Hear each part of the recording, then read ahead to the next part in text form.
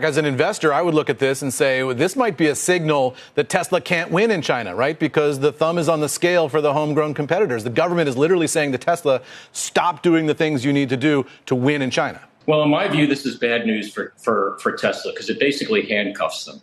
If you think about it, their Chinese competitors are coming out with very, very good product. And the reasons that Tesla took the price cuts earlier this year is because they were losing market share. So when you take that pricing lever away, the good news for Tesla is their margins will be better because they won't be cutting their pricing.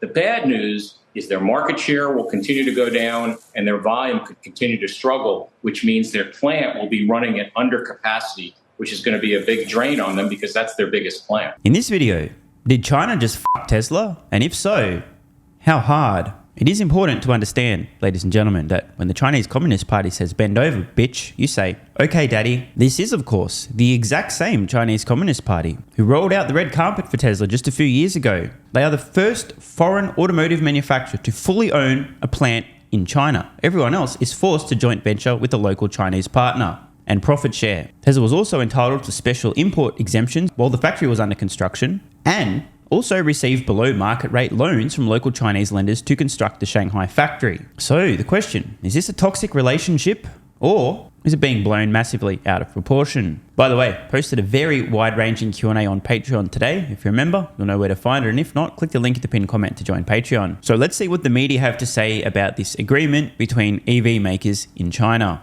I'm going to play this whole segment first, and then I'm going to share some thoughts. Mark Fields, he's the former Ford CEO and a CNBC contributor. Mark, first question I have for you, I look at this, it's fascinating, and I think, man, if you did this in the United States, you'd have a federal antitrust investigation in about 5 minutes, wouldn't you? Absolutely. I mean, talk about antitrust violations about trying to coordinate pricing. Right. Yeah, this would not fly in the U.S. I mean, this is literally the automakers getting together and setting a floor for prices. Yeah, exactly. Well, listen, at the end of the day, this was pushed by the Chinese government and Tesla's competitors, in particular, the Ministry of Industry and Information Technology, because, they basically told the China Dealer or Association of Automobile Manufacturers, listen, you guys got to get together. Tesla, you started this price war. The health of the automotive infrastructure and ecosystem in China is extremely important. We as the government have put a lot of policies in place this year to support it. And we can't afford to have our own Chinese homegrown competitors continue to burn through cash and have a price destruction. But so I'll tell you what, Mark, as an investor, I would look at this and say, well, this might be a signal that Tesla can't win in China, right? Because the thumb is on the scale for the homegrown competitors. The government is literally saying to Tesla, stop doing the things you need to do to win in China. Well, in my view, this is bad news for Tesla because it basically handcuffs them. If you think about it, their Chinese competitors are coming out with very, very good product. And the reasons that Tesla took the price cuts earlier this year is because they were losing market share. So when you take that pricing lever away, the good news for Tesla is their margins will be better because they won't be cutting their pricing. The bad news is their market share will continue to go down and their volume could continue to struggle, which means their plant will be running at under capacity, which is going to be a big drain on them because that's their biggest plant. Oh, hi, it's me. Can't let that slide. I just said I'd play the whole segment, but I have to jump in here, bro. Should we tell him? Should we tell Mark that... let's tell Mark. Hey, Mark, Tesla's not going to be reducing capacity at the Shanghai factory. You idiot. It's their main export hub. EV demand is growing exponentially. All the Teslas in Australia were produced in China. In fact, all the Teslas just about everywhere other than in Europe and the United States were produced in China. The absurdity to suggest that China's main export hub, the factory with their lowest production costs, their highest profit margins, would start producing at below its maximum capacity if there's less vehicles being sold in China is insane. I guess this guy's been paying attention to the so-called experts who think that maybe you're lucky 25% of all new vehicles sold, maybe lucky 30%. In 2030 will be electric and the rest of the market's still going to be ICE.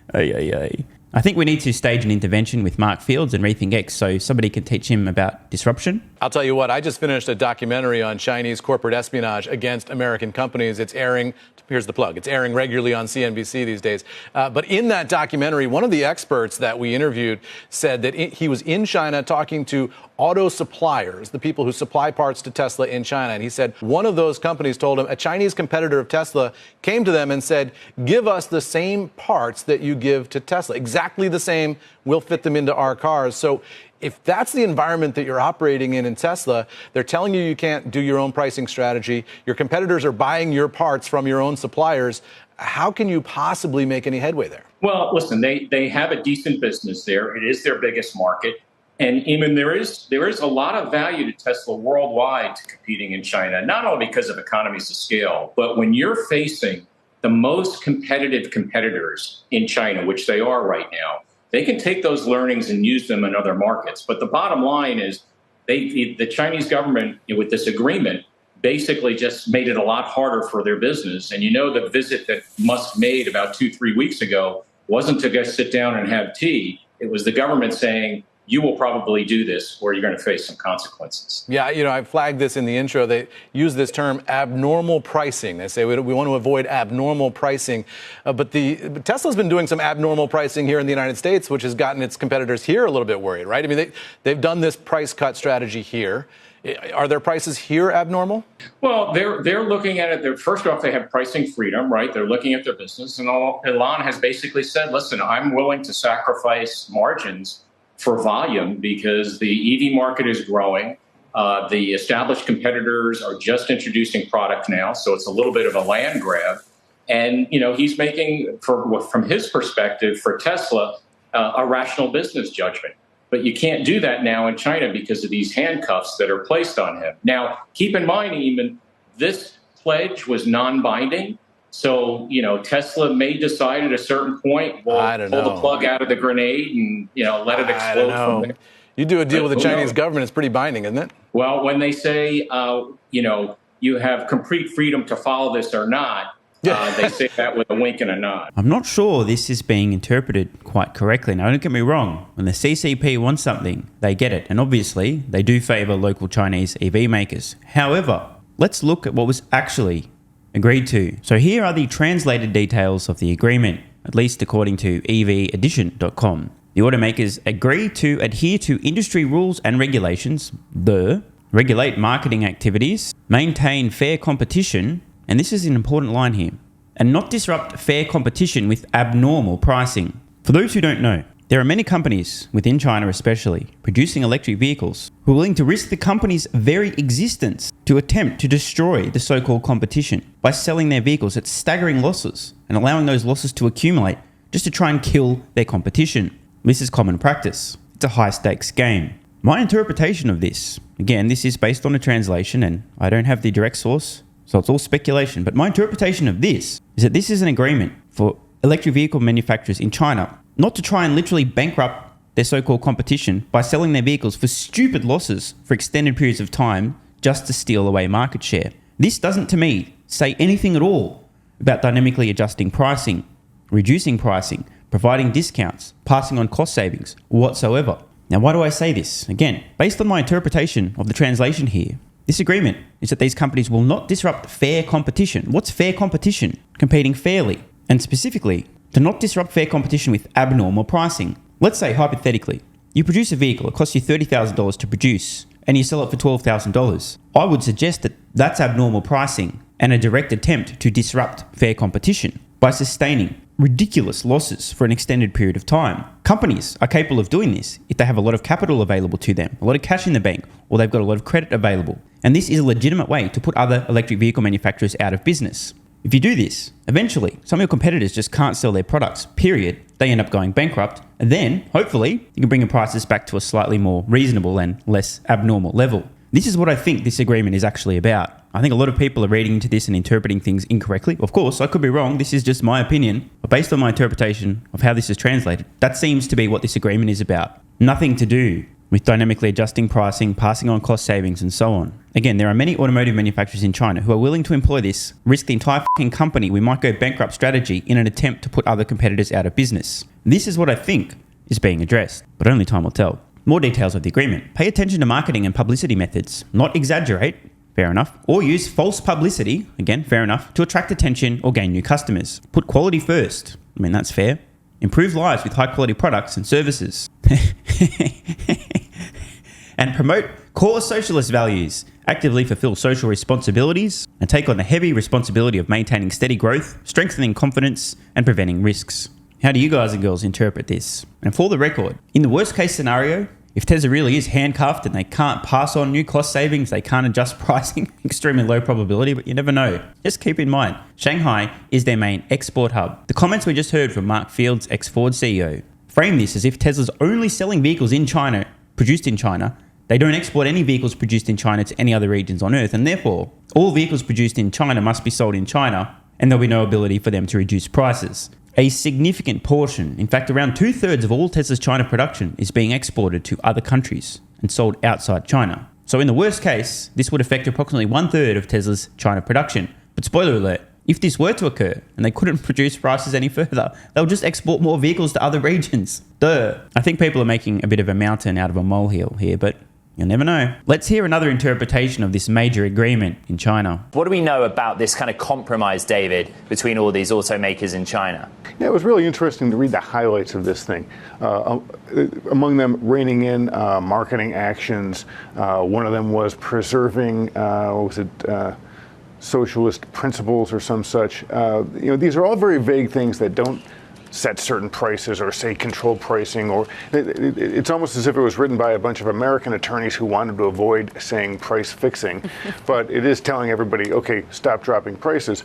And look, the government does have a great interest in stability here, in selling more vehicles, but also preserving the health of the companies, and you can't do that if everybody's on this big price binge. Another price cutting binge, I should say. And another part of it is that consumers really hated this. There were people who were essentially rioting at dealerships because they bought a car and then they saw the price drop a couple of weeks later.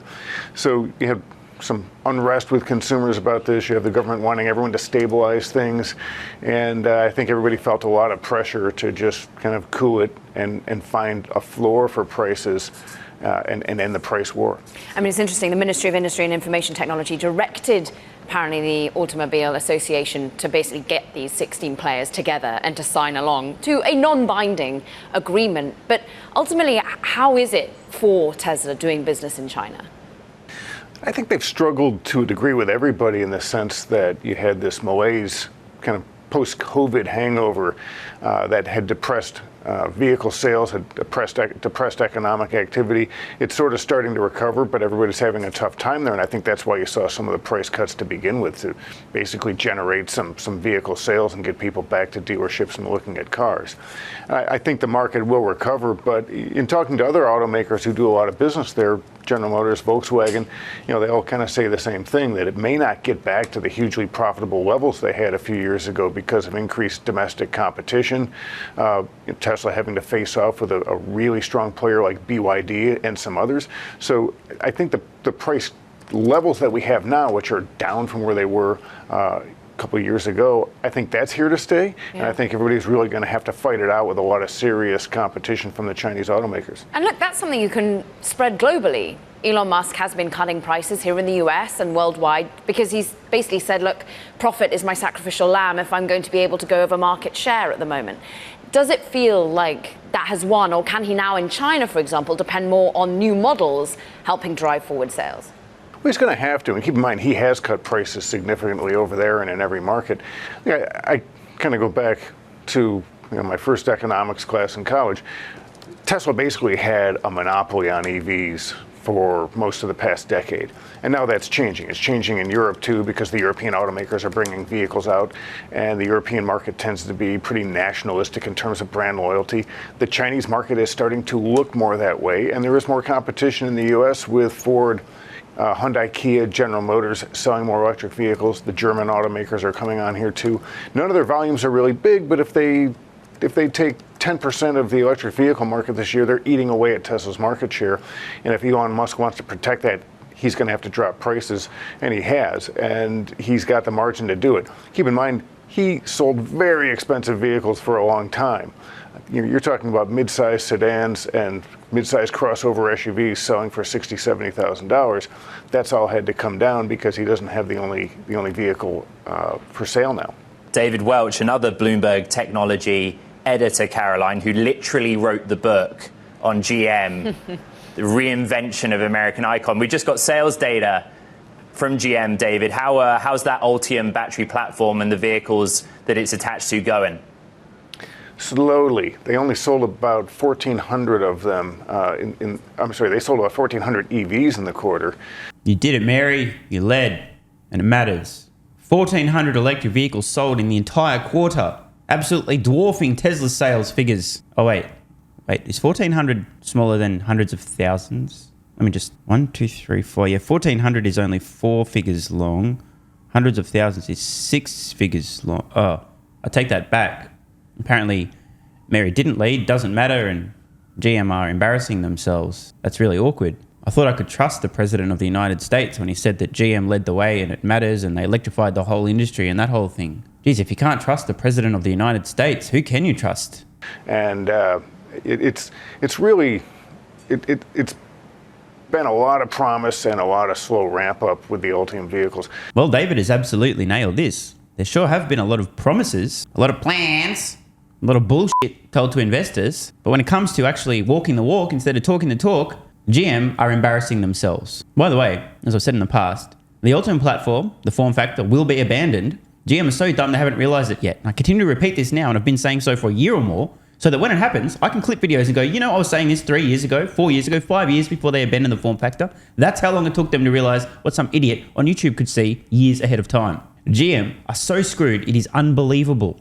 They're getting their batteries from this plant in Ohio, the Ultium plant there, and that's really not going to be ramping up a lot until the second half of the year. I think they're kind of doing final install of their last line this month in July, and GM has been promising that. A low-key roasting here from David. GM certainly have been promising, instead of executing, and delivering. Talk's cheap. You'll see much more of the Cadillac Lyriq, maybe the Hummer, the Chevy Silverado electric truck, and the Chevy Blazer midsize SUV.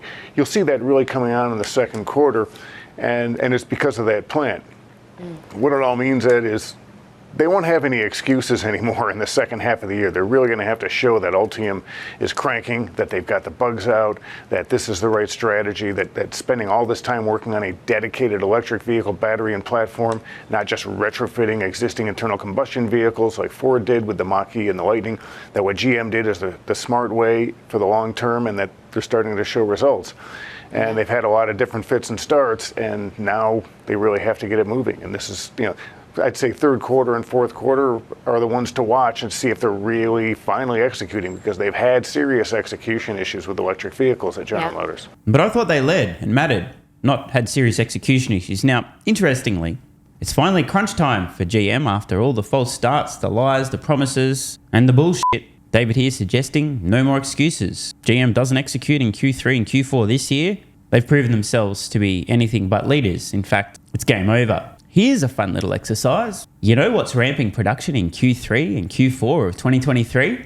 Tesla's Cybertruck, a brand new vehicle, a brand new technique, exoskeleton-based design, never before done. It's going to be difficult, complicated. There'll be lots of challenges. It's one of the most ambitious automotive manufacturing projects, if not the most ambitious of all time. Take some serious balls to do something like this. So here's a fun exercise. Let's contrast the ramp up of the Cybertruck, which we know will have some issues. It's never been done before. A gigantic stainless steel exoskeleton, essentially a gigantic piece of origami. Who does this? Tesla does this. Let's use this as a metric to measure how competent GM are. Can Tesla ramp up the Cybertruck more seamlessly than GM's many promised electric vehicles? After all, GM's an automotive manufacturing company. They've been making cars for decades. They've only gone bankrupt once so far. So surely they'll be very successful in ramping up production on these electric vehicles they've been promising, right? Surely they'll have a lot less challenges than Tesla's Cybertruck, right? I mean, this should be the case. On the odd chance that GM actually struggles to ramp up their electric vehicles in the tail end of this year,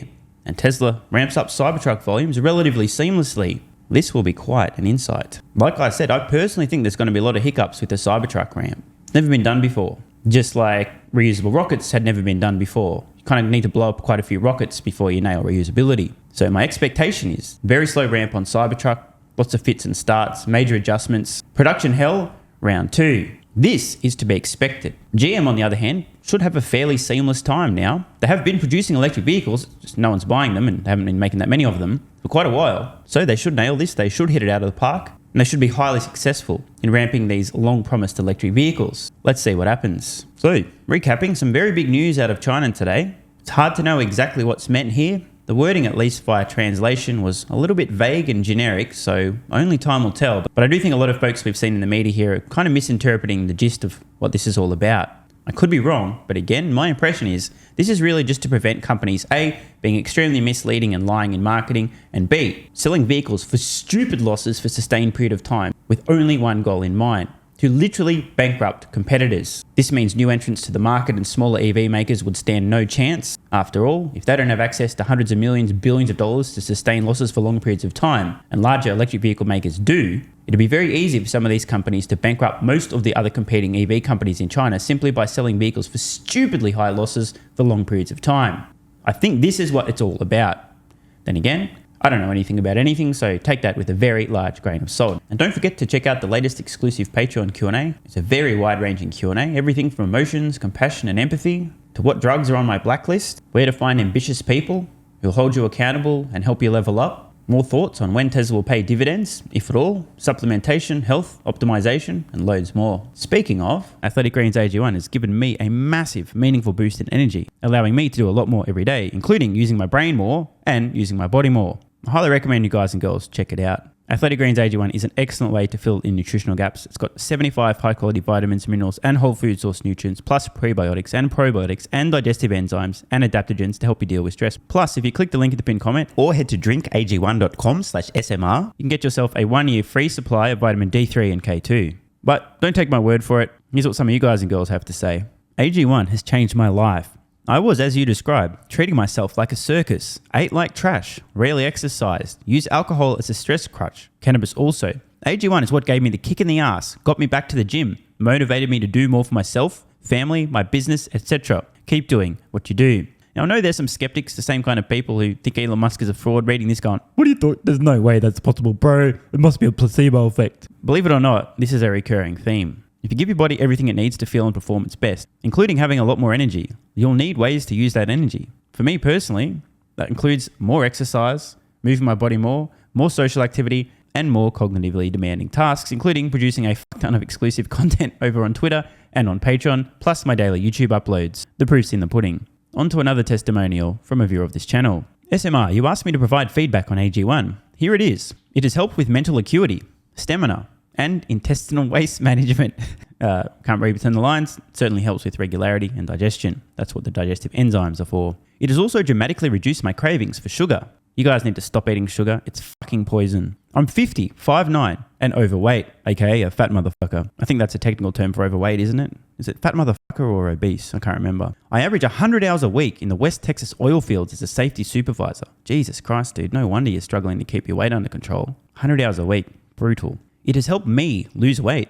It is not an appetite suppressant. It can help fat people suppress cravings, and motivation to be healthier is critical for changing your diet. Love you, brother. Again, this is a great point and something people really don't seem to grasp. If you have more energy, everything becomes easier. It's like turning on easy mode for life. A few years ago, before I was taking AG1, my health was trash. I was struggling to get through the day, had afternoon fatigue. The last thing I wanted to do was either use my brain or move my body. Didn't have the energy. Now, my biggest struggle every day is figuring out ways to use that energy.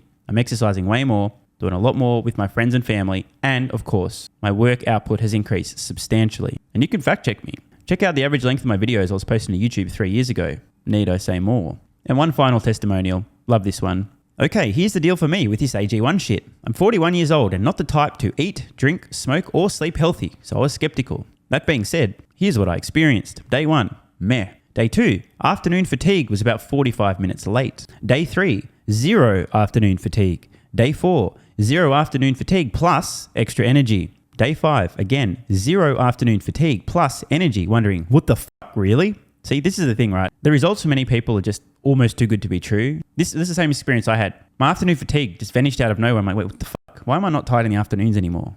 Surely, it's not that AG1 shit, is it? Turns out it was. Day 6 and 7, same thing. Day 8, same thing. Plus, I had the want to get things done around the house that I normally would slack off and not get done. Again, the point, extra energy, you'll need to use it, you'll find ways to use it. Day 9, 10, and 11, and today is day 12. I fucking love it. So however you managed to get me to buy it, I'm so glad you did. Thank you so much, SMR. It really changed me so far. Guys, this shit really works. Just try it. By the way, This is the reason I continue to relentlessly promote AG1. A lot of people get real fucking mad in the comments. Oh my God, snake oil salmon sold out. Oh my God, he's a scammer. This is fraud. But constantly, I'm pretty sure everyone making these comments is also currently short Tesla stock. I'm not particularly concerned about people having a negative perception, those folks suffering from small brain syndrome, still living in my bum's basement syndrome, etc., writing mean comments, claiming AG1's a scam or it doesn't work. I mean, bro, when I get feedback like this is what keeps me going. And remember, there is a 90-day money-back guarantee. There's nothing to lose here. Just try this stuff for a month, and if you don't get these results, get your money back. See, it's a literal no-brainer. It's an IQ test at this point in time. Testimonial after testimonial after testimonial like this. Get your money back if it doesn't work. Just try it for a month, and if it doesn't work, get your money back. Today's the day. It's finally time. Be like this guy who was a massive skeptic, but finally, after 1,000 promotions in a row, caved in, tried AG1, and has results like this. Head to drinkag1.com/SMR or click the link at the pinned comment, and please, let me know how you're feeling in a few weeks' time. Now, if you'll excuse me, time to put my extra energy to good use. I'll be recording some more exclusive content for Patreon and my Twitter subscribers. So click the links at the pinned comment, see you over on Twitter and or Patreon, and don't forget to grab your AG1. Love ya.